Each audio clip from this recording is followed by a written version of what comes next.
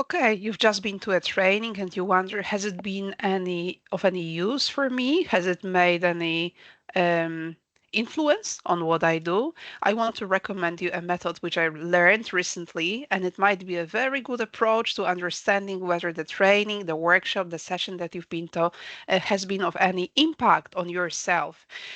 Take these two sentences and answer for yourself at the end of a training session. I used to think, and now I think, well, I recognize this pair of sentences as extremely powerful, much more powerful than a test of your knowledge, because if you change your way of thinking, it actually impacts the way you act and you behave.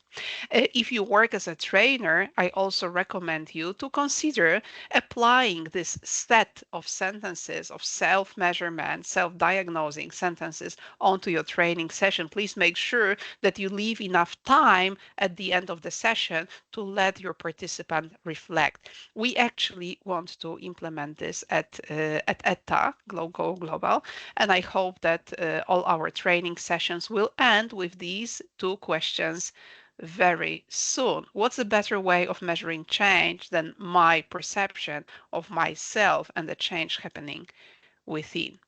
I hope that you like this tasty bite from ETA. Stay in touch. I am promising more coming soon.